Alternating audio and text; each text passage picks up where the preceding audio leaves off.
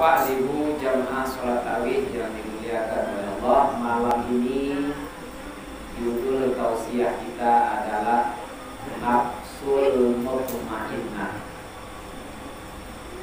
Nafsul Mutmainnah, naf itu artinya jiwa, mutmainnah artinya adalah ketenangan. Maka nafsul mutmainnah adalah jiwa yang tenang. Apa itu jiwa yang tenang? Jiwa yang tenang itu adalah jiwa yang tidak ada riak-riaknya atau gelombangnya.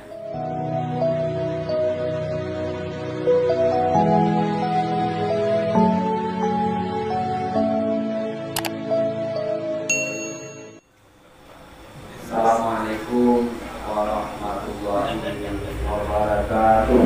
Waalaikumsalam warahmatullahi wabarakatuh. Alhamdulillahilladzi anzala sakinata fi qulubil mu'minin liyazdadu imanan ma'a imanihim. Asyhadu an la ilaha illallah wahdahu la syarika lah wa asyhadu anna Muhammadan abduhu wa rasuluh. Allahumma shalli wa sallim ala sayyidina Muhammadin wa ala alihi wa sahbihi ajmain. Bapak-bapak, ibu-ibu, jamaah sholat tarawih yang dimuliakan oleh Allah, kembali kita bersyukur kepada Allah Subhanahu wa taala. Alhamdulillahirabbil alamin. Berkat rahmat dan rahmat Allah kita dapat hadir di musala ini dalam rangka melaksanakan sholat isya dan sholat tarawih berjamaah. Mudah-mudahan rangkaian ibadah yang kita lakukan malam ini diterima oleh Allah. Kesalahan, kekilafan yang akan membawa kepada dosa mohon diampuni oleh Allah. Amin. Amin ya rabbal alamin. Bapak-bapak, ibu, jamaah sholat tarawih yang dimuliakan oleh Allah, malam ini judul tausiah kita adalah Nafsul Mutmainnah. Nafsul Mutmainnah, naf itu artinya jiwa, mutmainnah artinya adalah ketenangan. Maka nafsul mutmainnah adalah jiwa yang tenang. Apa itu jiwa yang tenang? Jiwa yang tenang itu adalah jiwa yang tidak ada riak-riaknya atau gelombangnya. Tenang, ibaratkan danau di Pangkaluntung di pagi hari. Pagi hari itu danau itu tenang dan riak atau gelombang. Maka orang yang memiliki hati yang mutmainnah, hati yang tenang adalah orang yang jiwanya itu tidak ada gelombang, tidak ada riak, tenang, damai, tentram. Kalau dapat nikmat, dia bersyukur. Kalau dapat musibah, dia bersabar. Dia menerima takdir Allah. Jadi tenang, damai, tentram hidupnya. Tidak ada galau, tidak ada hati yang gundah gulana, tapi dia tenang dalam menjalani hidup. Bapak Ibu, dalam Al-Quran ada 3 tingkatan jiwa manusia. Tingkatan yang pertama namanya jiwa la'amaratun bisu'. Dalam Al-Quran surat Yusuf ayat 53 yang berbunyi inna nafsa la'amaratun bisu'. Naf itu nafsiyah atau nafsu itu ada 2. Sesungguhnya jiwa itu selalu menyeret untuk melakukan perbuatan buruk, perbuatan dosa. La'amaratun bisu', jiwa yang selalu menyeret manusia untuk berbuat kejahatan, untuk berbuat dosa. Bapak Ibu, dan memang ada manusia yang begitu perangainya. Setiap hari tidak ada yang tidak melakukan perbuatan buruk, perbuatan dosa. Yang tak pikir selalu berbuat kecenderungannya berbuat dosa, berbuat maksiat. Walaupun orang mengajukan elok-elok, rancak-rancak, tapi dia menilai dari sudut pandang yang buruk. Apalagi yang dikerajakan orang buruk, tentunya lebih dinilai dengan itu. Jadi ada jiwa manusia yang sifatnya setiap saat jiwanya itu selalu cenderung melakukan perbuatan dosa. Nah, itu nama jiwanya la'an maratun bisu. Apa itu ciri-cirinya?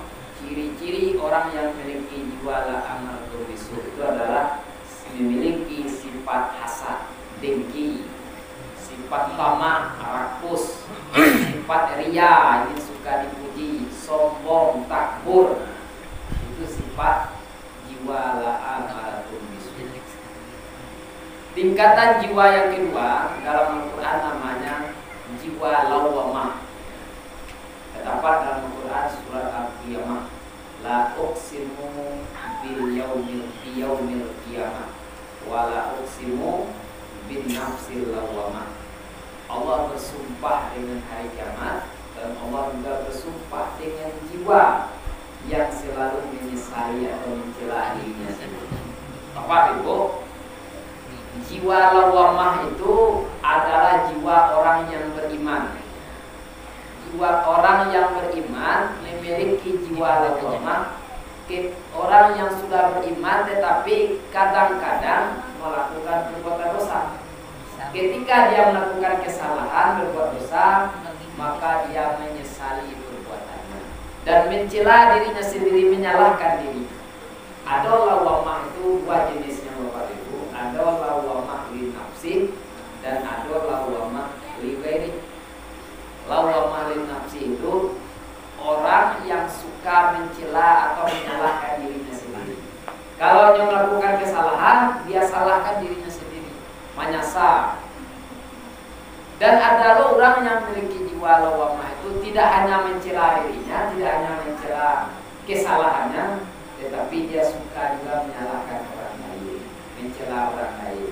Dan memang ada sebagian manusia yang begitu, Bapak, suka menyalahkan, suka mencela orang lain. Itu jiwa lawamah, itu jiwa orang beriman, tapi kadang-kadang dia mencela dirinya, menyalahkan dirinya, dan kadang-kadang suka menyalahkan orang lain. Sudah mendingan dibandingkan jiwa la'an maratun bisu. Kalau dia melakukan salah, dia sadar dan dia menyalahkan dirinya, dia mencela dirinya. Tingkatan yang ketiga, nama jiwanya adalah nafsul mutmainnah, yaitu jiwa yang tenang, jiwa yang damai, jiwa yang tentram. Terdapat dalam firman Allah surat Al-Fajr ayat 27 sampai 30. Ya ayyatuhan nafsul mutmainnah, wahai jiwa yang tenang, jiwa yang tentram. Bapak Ibu, ayat ini atau ucapan ini adalah ucapan malaikat maut ketika mencabut roh orang yang beriman, orang yang sudah memiliki jiwa yang tenang. Ketika dia akan mencabut roh orang yang beriman itu, maka malaikat maut membisikkan ke telinganya dengan lembut, ya ayyatuhan nafsul mutmainnah, wahai jiwa yang tenang, jiwa yang tenang, irji'i, keluarlah roh itu. Irji'i, kembalilah kepada Tuhan. Radiyatan mardiyah, dalam keadaan ridho dan diridhai. Bapak Ibu, sahabat Amr bin As menjelaskan, ketika roh orang yang beriman itu dicabut oleh malaikat maut, lalu dibisikkan dengan lembut, ya ayyatuhan nafsul mutmainnah, maka rohnya itu keluar dan mengeluarkan bau yang sangat harum, bahkan lebih harum dari bau kasturi. Dan orang yang beriman yang dicabut rohnya itu, dia tidak merasakan sakitnya mati, sakratul maut. Yang digambarkan oleh Nabi, sakitnya mati itu bagaikan kulit, kelupaan, sadar itu ya, yang kulit dibuka gitu, itu sakitnya mati. Tetapi orang yang memiliki jiwa mutmainnah itu tidak merasakan sakratul maut, sakitnya mati. Ketika rohnya dicabut, diperlihatkan tempatnya di surga, sehingga dia tersenyum dan merasakan sakit. Bapak Ibu, bagaimana caranya kita agar jiwa kita ini menjadi mutmain, agar jiwa kita tidak galau, tidak stres. Bagaimana caranya jiwa kita tenang, damai dan tentram? Ada orang mengatakan, "Ba'alo jiwa wa tenang, ba'alo hati ka tentram." Kalau tidak punya harta, ba'alo jiwa akan tenang, hati akan tentram kalau kita tidak punya kekuasaan. Wa'apulu jiwa itu bisa tenang, hatiku damai, tentram kalau kita tidak punya pasangan hidup. Bapak Ibu, sesungguhnya kekuasaan, harta, pasangan hidup itu hanyalah sebagai pelengkap untuk ketenangan hidup. Ada orang yang tidak memiliki itu, tetapi dia bisa mendapatkan jiwa yang tenang dan tentram. Kalaulah harta bisa membuat orang menjadi tenang hatinya, tentram jiwanya, tentu yang paling tenang, yang paling tentram jiwanya itu adalah karun. Kalau karun yang paling banyak artinya. Sampai hari ini belum ada orang yang bisa mengalahkan kekayaan karun. Bahkan karun itu harta gudang, hartanya kuncinya sekuritas. Kalau orang atau terpendam, walaupun di Minangkabau, Sumatera Barat, disebut juga atau karun. Padahal karun itu namanya Mesir kan, di Arab. Kalaulah kekuasaan yang membuat hati bisa jadi tenang, tentu yang paling tenang itu adalah Fir'aun. Sebab itu, sebab Fir'aun lah yang paling tinggi kekuasaan. Fir'aun itu Bapak Ibu dalam sejarahnya tidak pernah sakit, tidak pernah kalah. Kalau orang berduel tidak pernah kalah, selalu menang. Sehingga Fir'aun itu menganggap dirinya Tuhan. Bayangkanlah, tidak ada kekuasaan yang tinggi daripada Fir'aun. Namun Fir'aun dan Karun tak pernah mendapatkan. Kalaulah pasangan hidup yang bisa membuat hati jadi tenang, jadi tentram, tentu tidak ada pernikahan yang berakhir dengan perceraian. Namun hari ini kita lihat berapa banyak pernikahan itu yang berakhir dengan tragis. Bahkan ada suami yang membunuh istri, istri yang membunuh suami, macam-macam. Tandanya pasangan itu tidak menjamin untuk ketenangan, ketentraman. Tetapi dalam Al-Quran, ketenangan yang sesungguhnya itu adalah ala bizikrillahi tatma'innul qulub. Ketahuilah dengan berzikir, dengan ingat kepada Allah Subhanahu wa taala, hati akan menjadi tenang. Kalau Allah berzikir, apa Ibu? Allah diingat Tuhan, tapi hatiku tidak tenang. Hatiku galau juga, gelisah juga. Itu pertanda iman kita bermasalah. Tanda iman tak sempurna. Bapak itu sebab ayat diawali dengan allazina amanu wa tatma'innu qulubuhum bizikrillah. Orang yang beriman itu hatinya akan tenang, akan tentram, akan damai dengan ingat kepada Allah. Ala bizikrillah tatma'innul qulub. Ketahuilah dengan berzikir, dengan ingat kepada Allah hati lah dibawa berzikir, namun hatiku tidak tenang, tidak tentram, tandanya iman bermasalah. Maka perbaikilah iman agar hati bisa tenang dengan berzikir kepada Allah. Bapak Ibu, dalam ayat yang kita bacakan tadi, surat Al-Fajr ayat 27 sampai 30, ada tahapan-tahapan yang ditetapkan oleh Allah agar hati kita ini bisa menjadi tenang, bisa menjadi tenang, damai. Tentu ketenangan hidup itu semua orang mendambakannya. Pasti setiap manusia menginginkan hidupnya itu tenang, tentram, damai. Baca caranya supaya hati tenang, jiwa tenang, tentram. Ada tahapan yang Allah tetapkan dalam ayat yang kita baca. Ya ayyatuhan nafsul mutmainnah irji'i tahapan yang harus kita lalui agar jiwa kita tenang itu adalah irji'i. Apa itu irji'i Bapak Ibu? Irji'i itu adalah kita harus membangun kesadaran dalam diri kita. Kesadaran apa yang kita bangun? Kesadaran bahwa kita milik Allah dan pasti akan kembali kepada irji'i ila rabbika. kembali kepada Allah. Sebagaimana firman Allah, inna lillahi wa inna ilaihi raji'un. Sesungguhnya kita milik Allah dan pasti akan kembali kepada Allah. Itu maknanya. Inna lillah, kita ini milik Allah, wa inna ilaihi raji'un, dan pasti akan kembali kepada Allah. Apa yang kembali? Roh kita itu kembali kepada Allah. Roh itu kan tidak mati, Bapak Ibu. Yang mati itu naf. Apa itu naf? Nafsiyah, jiwa. Roh itu ditiupkan, dihembuskan. Wa nufika fihi minar ruhihi wa ja'ala lakum sam'a wal absara wal afidah. Ya, roh itu ditiupkan, dihembuskan. Bukan roh itu diciptakan, tidak. Tapi roh itu adalah pancaran dari nurnya Allah. Jadi roh tidak mati, yang mati ya roh naf. Apa itu naf? Jiwa. Apa ya? Kullu nafsin za'iqatul maut. Setiap naf, setiap jiwa pasti akan merasakan mati. Jadi yang mati itu adalah naf. Naf itu apa itu? Jiwa. Apa itu jiwa? Yang ingin merasakan tenang, ingin kaya, ingin punya banyak harta, ingin ingin memiliki keturunan yang baik-baik. Keinginan itulah yang disebut dengan naf. Yang itulah yang merasakan sakit, merasakan senang. Naf kita itu nafsiyah itu. Yang mati itu ketika roh dicabut dari badan, ketika roh berpisah dari jasad, maka yang mati itu nafsiyah.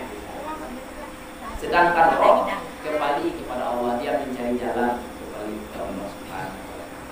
Jadi apa yang harus kita bangun? Kesadaran bahwa kita milik Allah dan pasti akan kembali kepada Allah. Makna yang kedua yang terkandung dari inna lillahi itu, segala yang melekat pada diri kita. Yang merakit pada diri Bapak Ibu, yang melekat pada diri kita itu ketika kita hidup di dunia, yang pertama keluarga. Ayah, ibu, suami bagi istri, istri bagi suami, anak dan cucu. Apalagi yang melekat pada diri kita di dunia ini, harta. Apalagi yang melekat kekuasaan atau pangkat. Semua itu Allah yang punya dan akan diambil oleh Allah, akan kembali. Jadi yang harus kita bangun dalam diri kita adalah diri kita milik Allah. Segala yang melekat pada diri kita Allah yang punya. Kita hanya diberi amanah, dititipkan. Bila Allah berkehendak mengambilnya dari kita kapanpun, dengan cara apapun, mungkin diambil dengan cara baik-baik atau melalui musibah, kita harus sadar bahwa itu Allah yang punya, Allah yang mengambil, sehingga kita bisa menerima dengan ikhlas, sehingga hati bisa menjadi tenang, tak tergoncang, tak galau, kita dapatkan musibah. Bapak Ibu, contoh yang melekat pada kita kan keluarga, orang tua, itu milik Allah. Kalau Allah mengambil, itu hak Allah. Apalagi suami, istri bagi seorang suami, anak bagi orang tua, ya.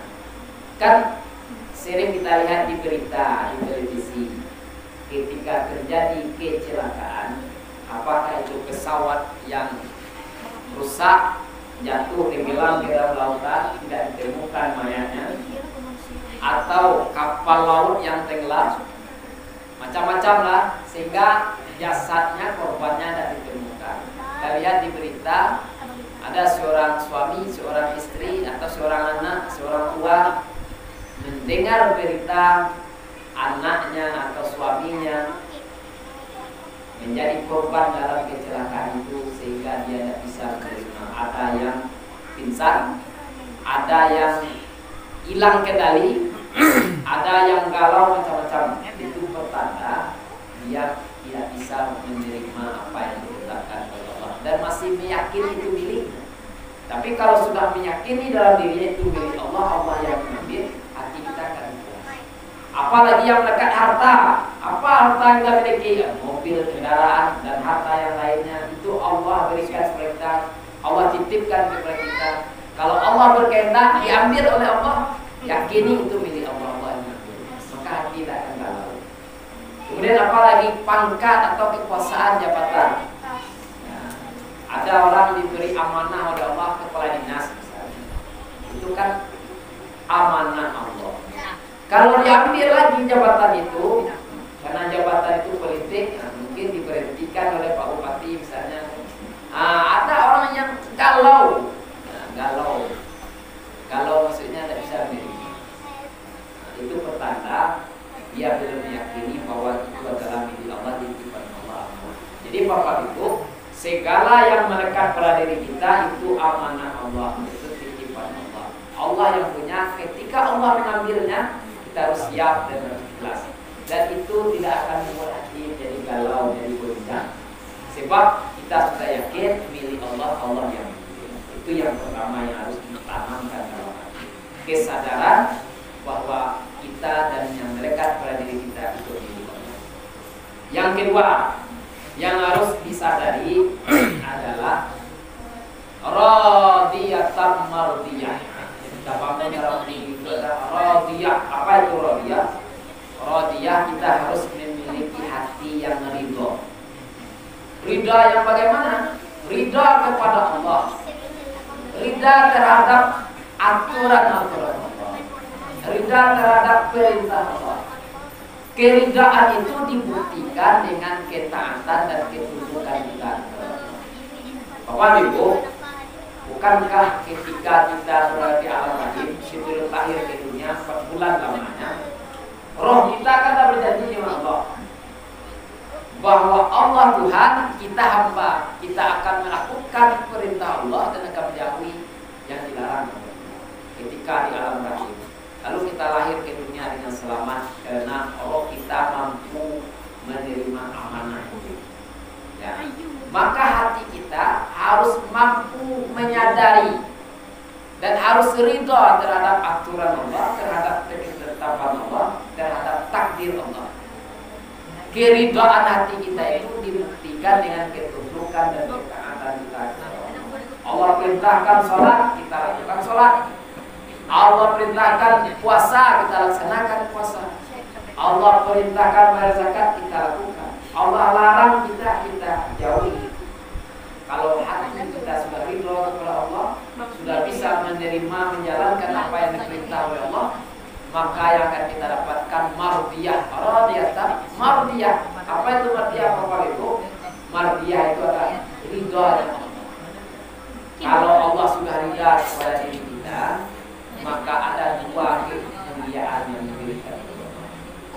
Kemuliaan yang pertama, ketika roh dicabut, maka roh itu ditempatkan oleh Allah pada khuli fi ibadi, di mana rohnya itu bersama roh para nabi, roh para siddiqin, roh para syuhada dan roh para sholihin. Sebagaimana firman Allah dalam Al-Qur'an surah An-Nisa ayat 69.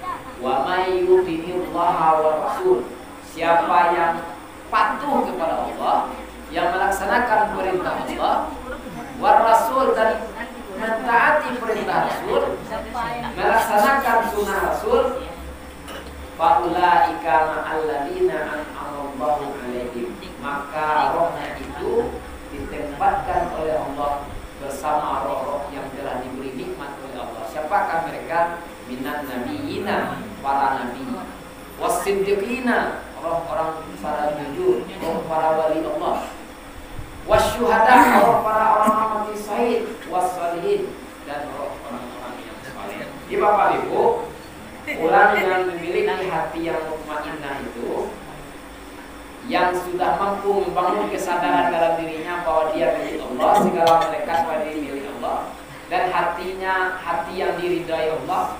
Apa buktinya hatinya diridai oleh Allah? Dia buktikan ketaatannya kepada Allah itu di dunia. Maka Allah ridha kepadanya. Keridhaan itu dibalas oleh Allah dengan 2 kemuliaan. Kemuliaan yang pertama, ketika rohnya dicabut, rohnya itu ditempatkan bersama roh para nabi, roh para rasul, roh orang-orang soleh, roh orang mati syahid yang diberi nikmat oleh Allah. Kemudian kemuliaan yang kedua yang diberikan oleh Allah adalah wadkhuli jannati.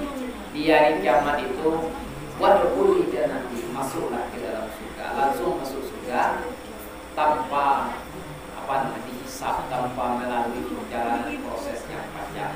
Surga yang diimpikan oleh setiap orang muslim, surga ada nikmat yang lebih baik dari apa yang kita bayangkan. Apa yang kita khayalkan itu bukan surga. Apa yang kita bayangkan lebih baik dari itu surga. Surga adalah balasan yang sempurna untuk orang-orang yang beriman, yang menjalankan perintah Allah di dunia. Bapak Ibu, bagaimana caranya agar kita memiliki jiwa yang tenang, jiwa yang mutmainah, jiwa yang tentram? Maka yang harus kita sadari adalah bahwa diri kita ini milik Allah dan pasti akan kembali. Nah, kalau kita ingin kembali kepada Allah, tentu harus kembali dengan suci. Dahulu roh itu ditiupkan ke jasad kita suci, roh itu suci. Maka roh kita ini harus suci, jangan dikotori dengan perbuatan dosa. Sebelum kembali kepada Allah, maka bersihkanlah roh diri kita, bersih dari dosa.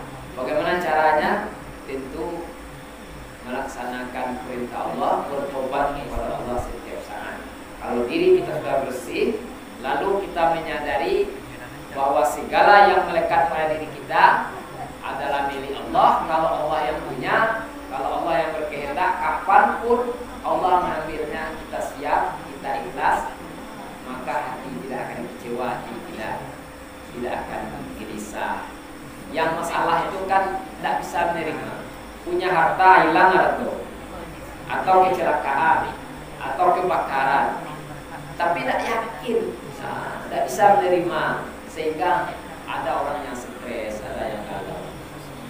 Hilang pasangan hidupnya, meninggal, apakah melalui kecelakaan atau melalui musibah, itu kan Allah yang menetapkan. Qul la yusibana illa ma kataballahu lana. Tidak akan menimpa kita, tidak akan terjadi apapun dan tidak akan menimpa kita kecuali apa yang telah ditulis oleh Allah. Di segala yang terjadi pada diri kita itu sudah ditetapkan Allah. Kita hanya melalui. Jadi kalau apa yang terjadi pada diri kita, yakinilah itu adalah kita. Maka hati tidak akan kecewa, hati tidak akan galau, bisa menerima dengan ikhlas. Kemudian yang kedua yang harus kita bangun dalam diri ini adalah radiyah. Apa itu radiyah?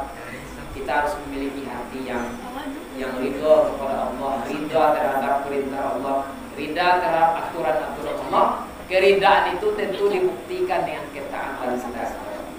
Kalau hati kita ini sudah melaksanakan apa yang diperintahkan Allah, maka yang akan kita dapatkan mardiyah. Apa itu mardiyah? Ridhonya Allah. Kalau Allah sudah ridho, tentu balasan yang terbaik. Yang pertama, ditempatkan rohnya bersama roh Nabi, orang-orang yang beri nikmat oleh Allah. Dan kedua, balasannya adalah surga. Itulah cita-cita atau harapan setiap orang yang beriman. Bapak Ibu, tentu kita ingin memiliki yang namanya jiwa yang mutmainah, nafsul mutmainah.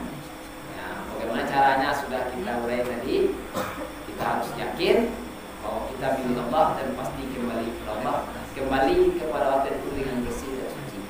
Yang kedua, kita harus hati kita ini harus ridho menjalankan perintah Allah. Kalau kita sudah ridho, maka Allah akan ridho kepada kita, maka balasannya sangat mulia. Dan istimewa adalah jannah. Apa itu jannah? Surga. Bapak Ibu, barangkali ini yang dapat disampaikan. Mudah-mudahan bermanfaat. Mudah-mudahan latihan selama Ramadan ini melalui ibadah puasa Ramadan, mudah-mudahan kita terlatih beribadah kepada Allah, terlatih melaksanakan perintah Allah, jiwa kita menjadi suci, menjadi bersih, sehingga jiwa kita bisa menjadi mutmainah, tenang, damai dan tentram. Amin ya rabbal alamin. Assalamualaikum warahmatullahi wabarakatuh. Waalaikumsalam.